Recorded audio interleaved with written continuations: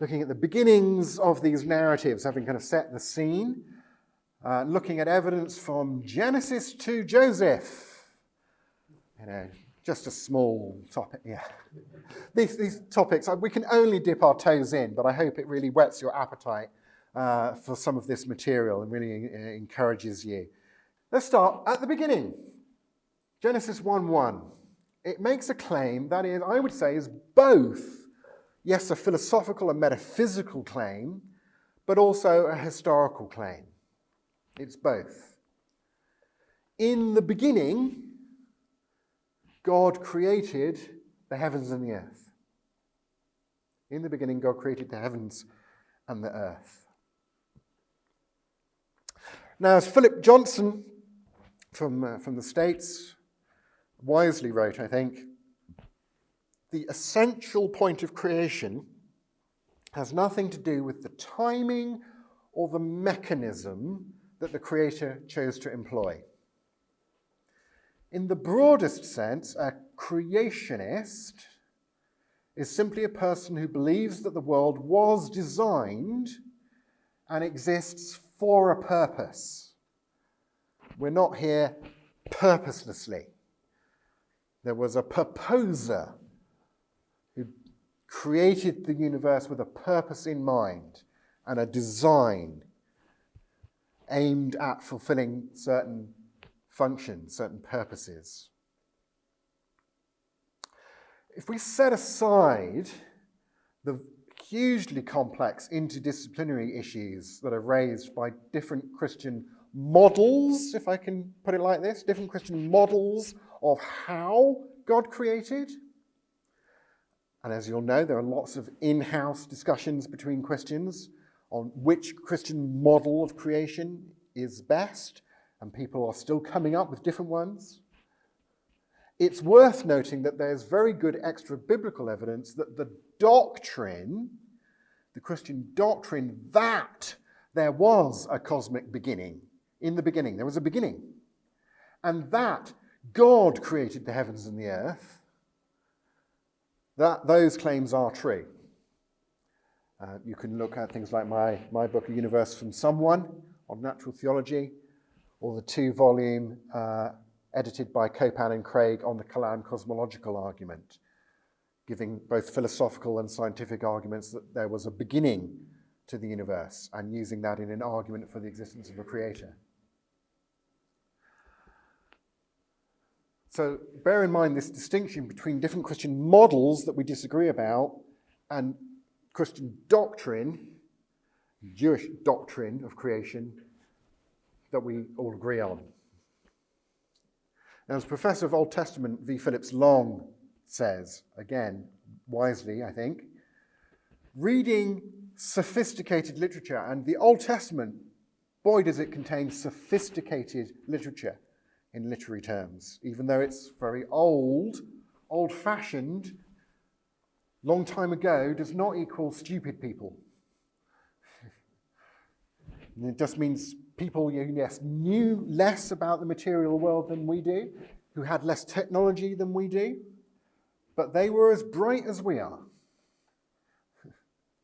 Reading sophisticated literature competently is not an easy task. And the task is even harder when one is dealing with literature from long ago and far away.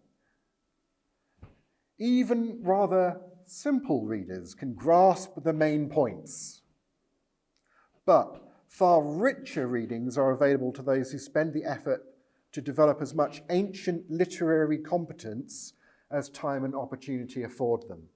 When you're reading these Old Testament narratives, including the opening narratives of Genesis, we're reading very sophisticated literature from an ancient culture thousands of years ago, in distance, but also cultural distance, cultural context, in a different language that has to be translated.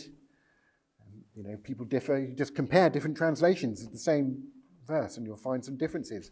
Look into a website like Bible Hub where you can look at the Hebrew and you can click on the Hebrew words and say, what actually is the range of meanings of this Hebrew word? And note that, of course, the ancient Hebrews are not there thinking, okay, we've got this Hebrew word, and that means these various things in English or Norwegian or German. And when you translate, you just find out which is the perfect word that means exactly the same thing. That's not really how translation works, right? Those of you who do translation. So it is immensely complicated. It is not easy to just read in a translation in your language an ancient text and get it all and understand it. The antiquity of the materials in Genesis 1 to 11 in particular makes them among the hardest biblical texts to interpret. That kind of stands to reason when you think, which biblical texts is there the most in-house Christian disagreement about? Well, the text right at the beginning of the Bible and the text right at the end of the Bible, in Revelation, in apocalyptic literature. First century Jewish apocalyptic literature is really foreign to us, culturally speaking.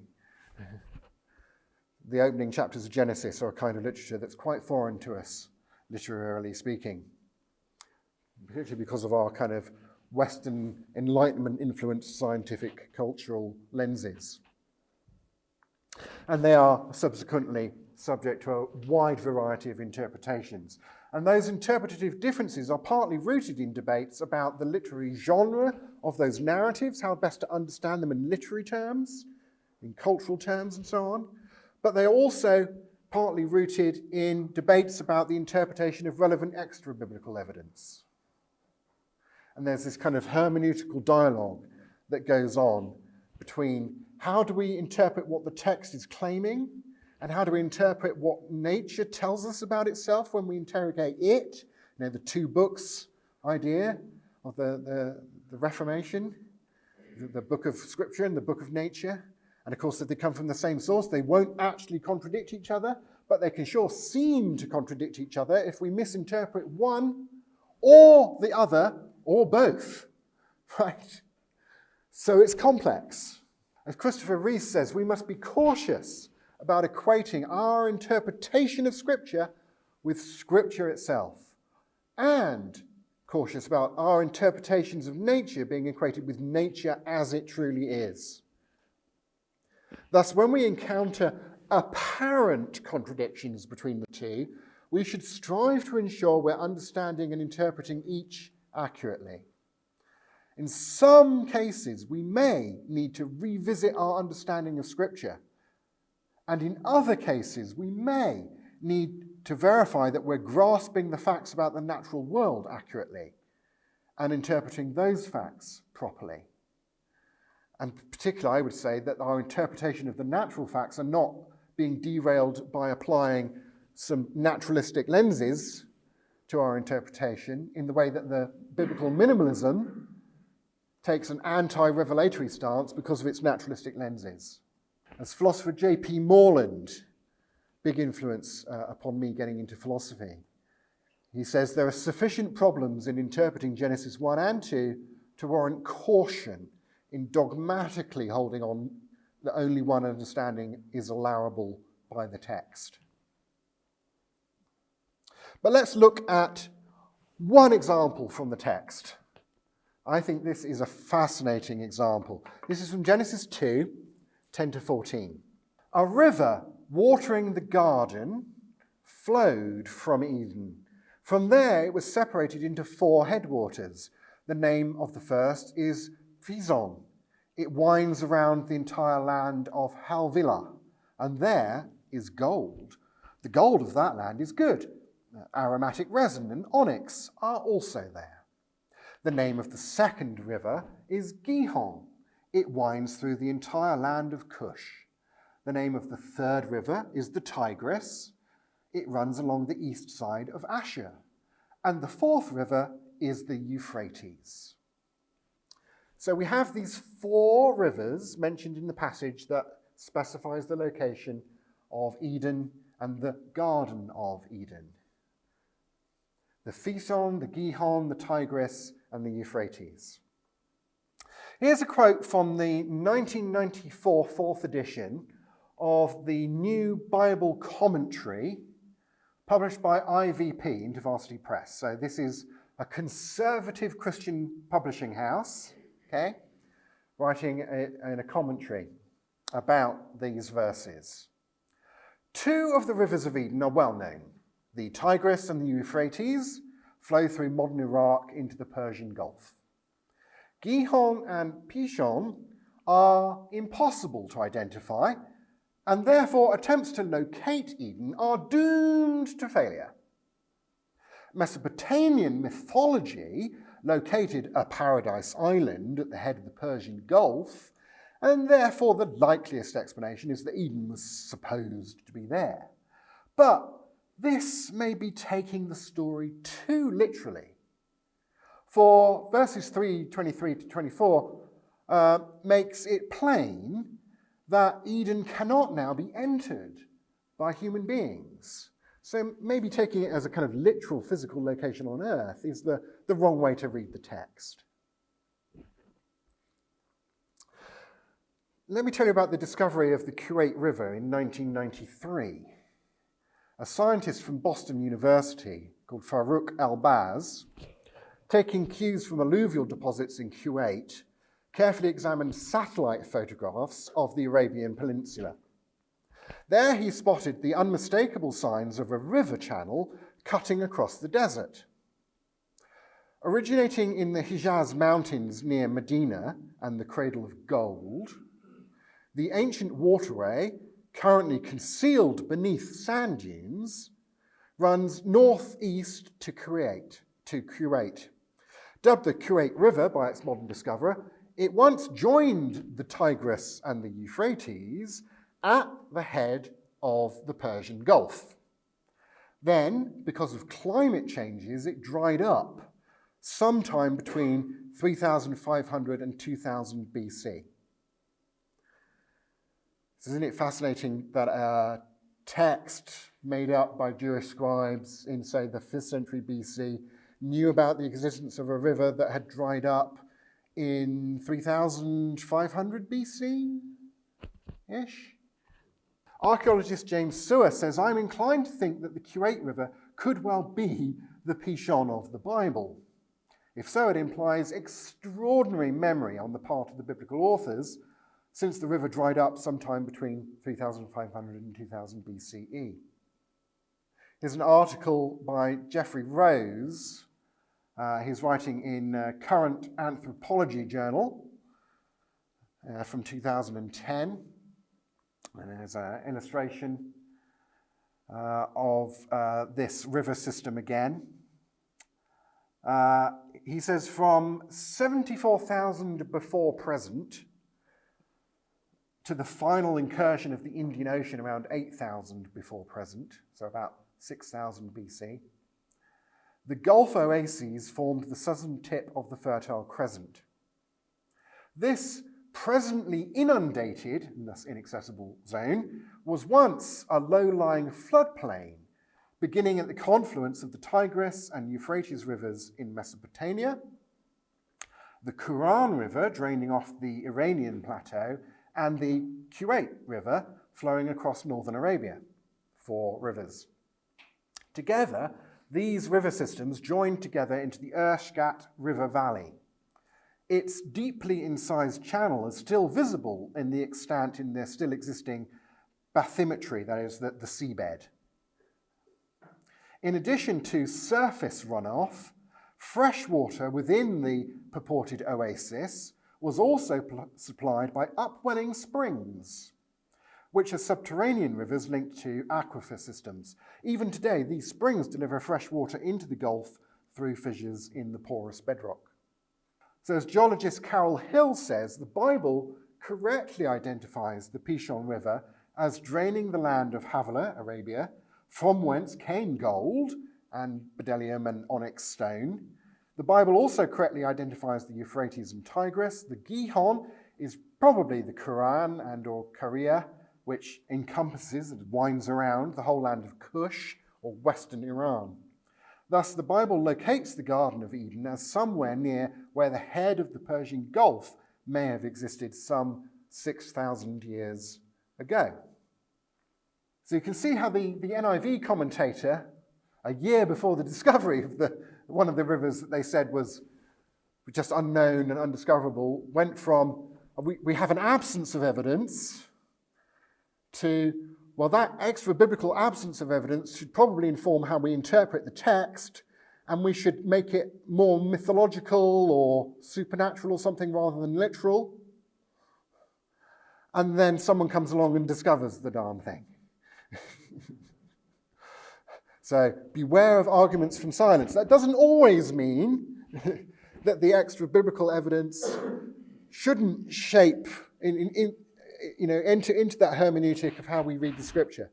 If we're not making an undisciplined argument from silence, if we're making an argument from positive evidence of something, if we see that there's a range of possible meanings allowed by the text, and one of those meanings fits with extra-biblical data and others do not, then that would be, a legitimate argument for how to interpret the text and so on.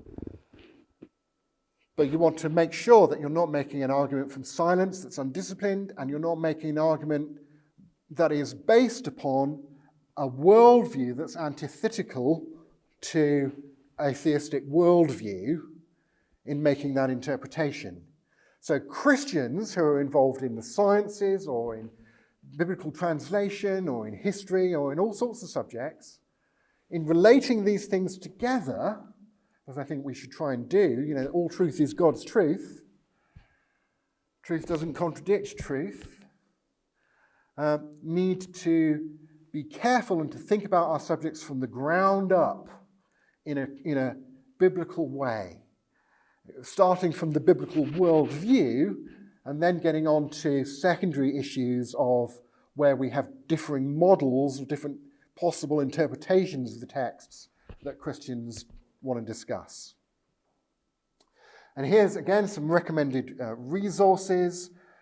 Dave Armstrong's book, The Word Set in Stone, has a really good chapter on all of this, giving a précis of this stuff about the rivers.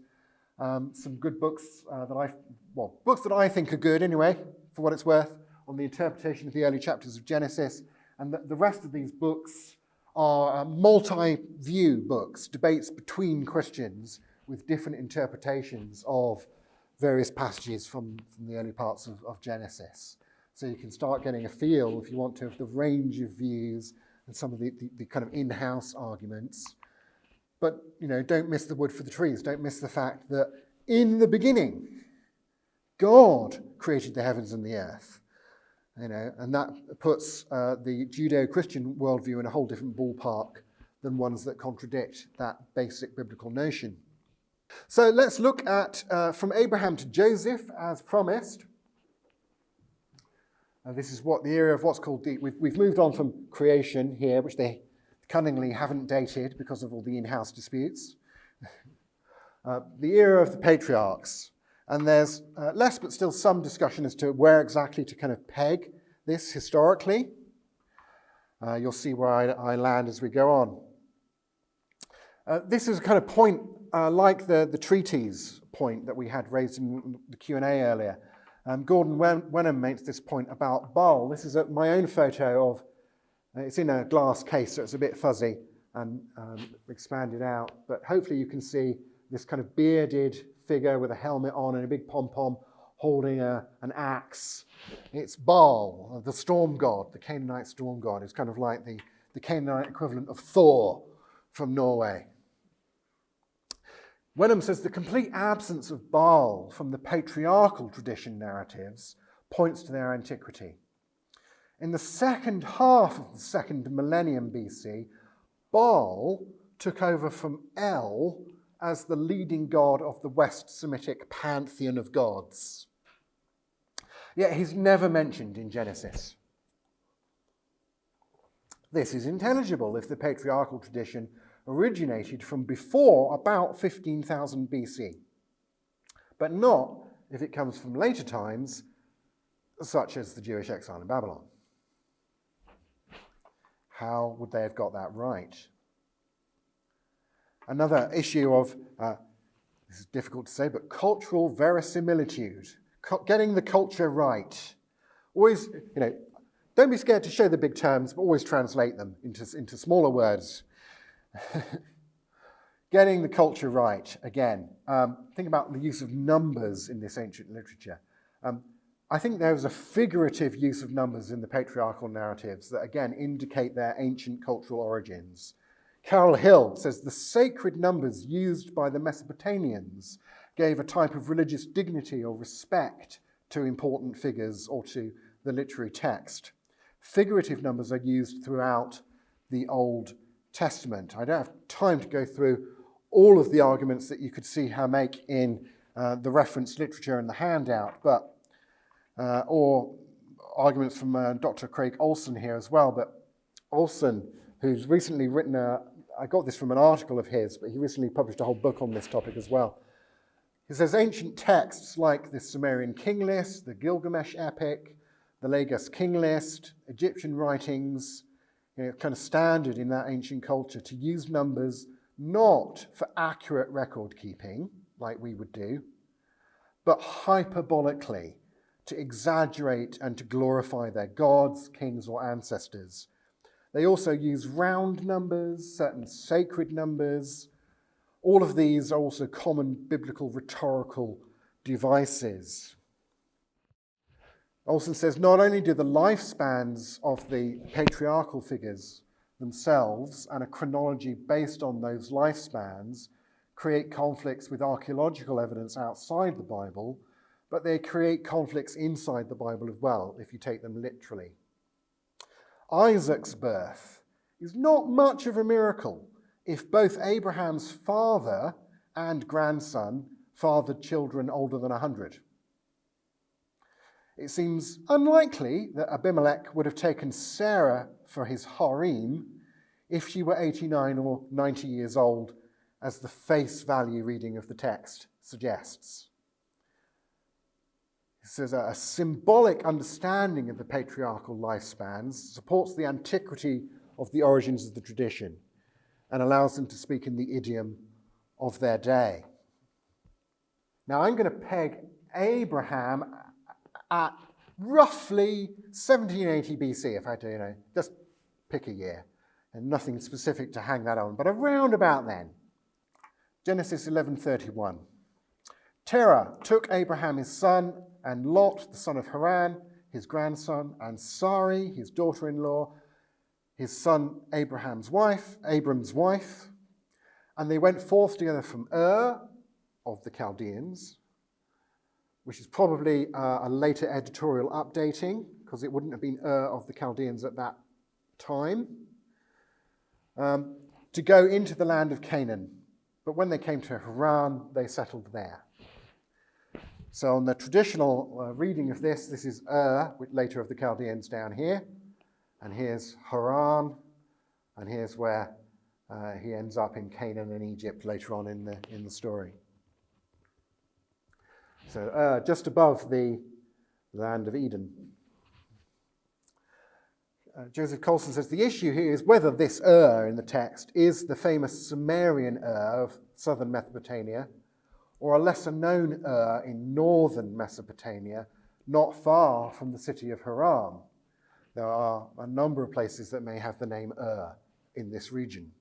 Archaeologist Alan Millard argues that the case for identifying Ur of the Chaldeans in Genesis 11 with Ur in southern Babylonia remains strong, although available information precludes certainty. A number of cuneiform texts mention several places named Ur, or something like it, but most can be dismissed so far as Genesis is concerned. Haran, 16 kilometers north of what's now the Turkish-Syria border, still known by that name today. The city is well known from cuneiform sources, reaching back to the 3rd millennium BCE, and continuing through to the 2nd and 1st millennium BCE. So it's a long history of Haran. Back to getting the culture right. Historian Paul Mayer from America says the details in the biblical accounts regarding Abram/Abraham, such as the treaties mentioned earlier, made with neighboring rulers, mesh well with what's known elsewhere in the history of the ancient Near East. Ishmael's surrogacy bears several hallmarks of reliability. including its presentation of ancestral protagonists as embarrassingly flawed people, and its accurate use of ancient naming practices. Names beginning with the sound from the Hebrew letter y, like Ishmael, Isaac, Jacob, Joseph. Names beginning with those kind of sounds are extremely common in archaeological texts from the ancient Near East of the early 2nd millennium BC, but they diminish in frequency sharply after that. Again, Jewish scribes in the exile were not doing the archaeology and the statistics to work out what names were common in Abram's day. If Genesis is a late and invented narrative that minimalists claim, its accurate use of naming conventions is surprising, perplexing, quite a coincidence to swallow. Theologian John Hartley notes that marriage contracts from Mesopotamia had a clause that obligated an infertile wife to provide her husband a surrogate so that he might have a family and perpetuate the family name. In responding to the great social pressure on her to deal with her barrenness, Sari may have been following this custom. There's a law in the 18th century BC Code of Hammurabi states that a maid who bears a child for her lord and then elevates herself above the head wife was to be punished by being lowered back to the status of a slave. This is what we see happening in the story of Abram and Sarai. So this sort of cultural background may well be reflected in Abram's response to Sarah's complaint that the pregnant Hagar was looking down on her when she became pregnant.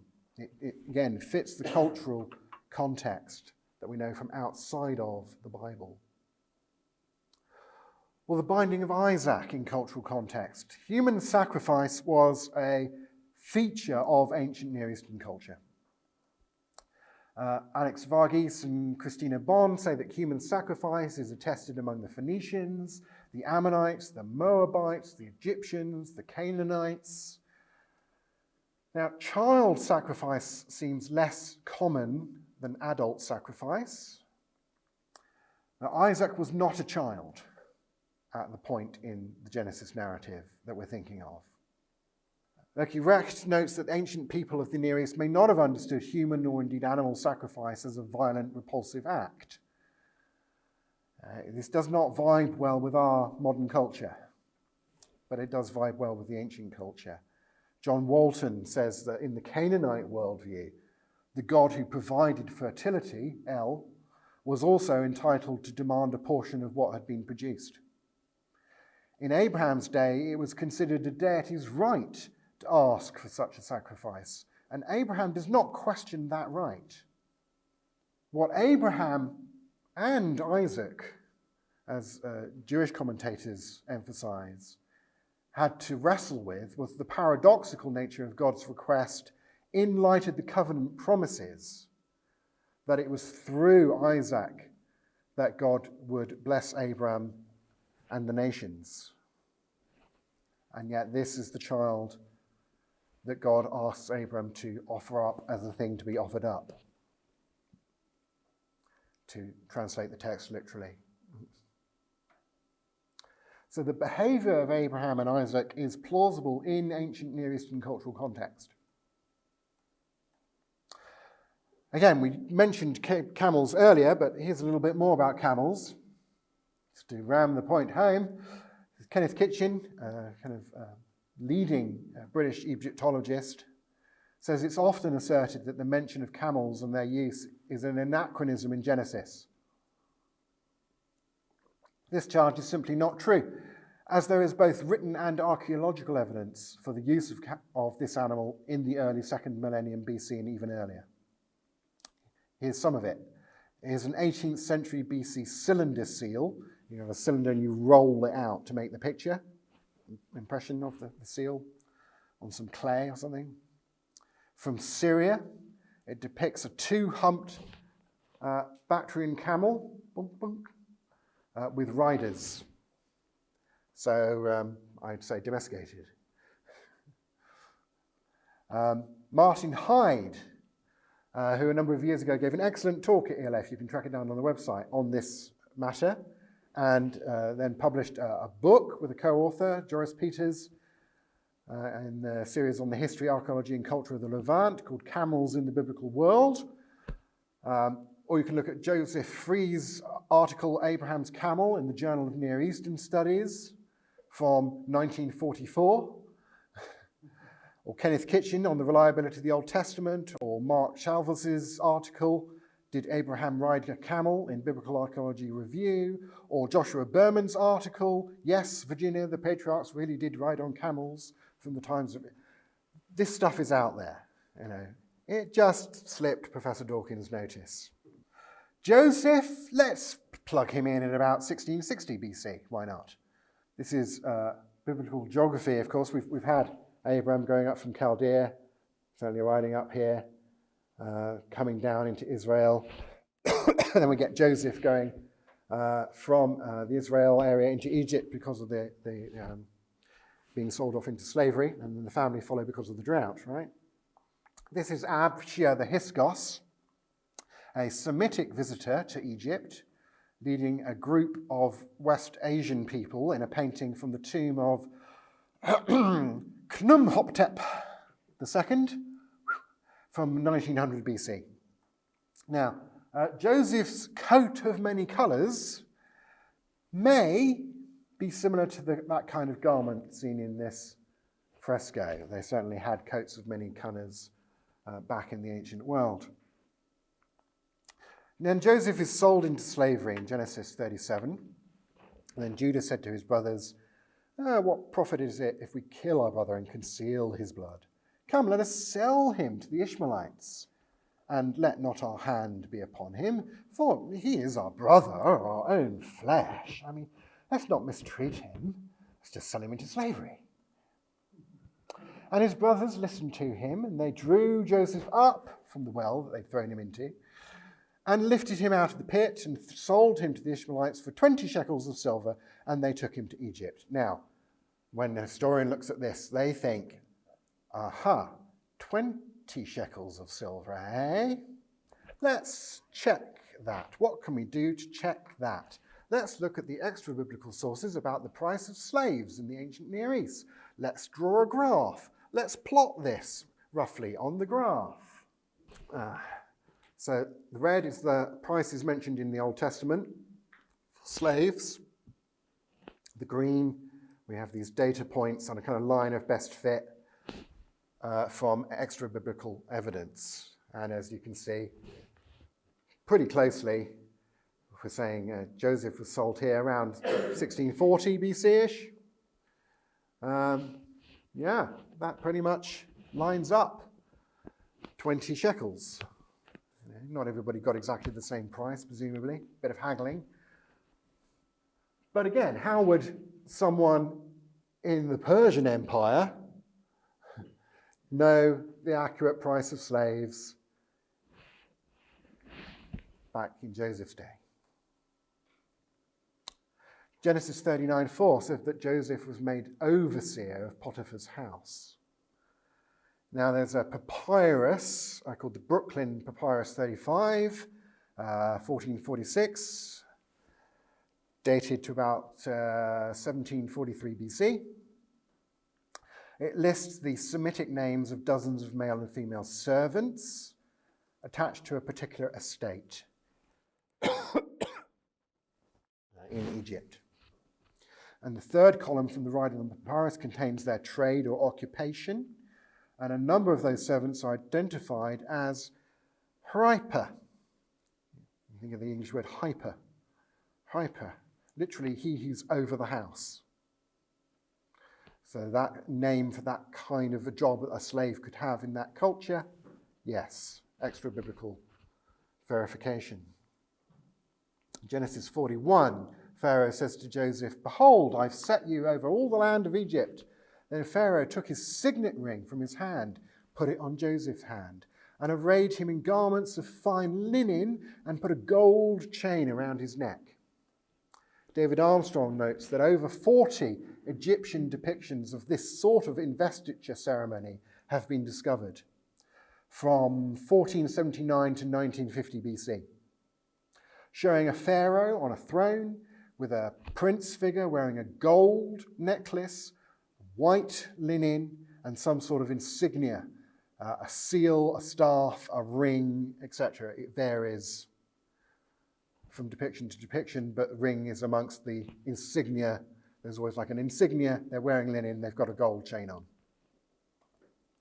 Kitchen says, of the Egyptian nature of the trappings for royal appointments to high office, linen robe, gold collar, state seal, etc., there can be no doubt. Again, would the Jewish scribes making stuff up get that right? They surely had to have some contact with a historical source, a trail of historical passing on of accurate information at the very least.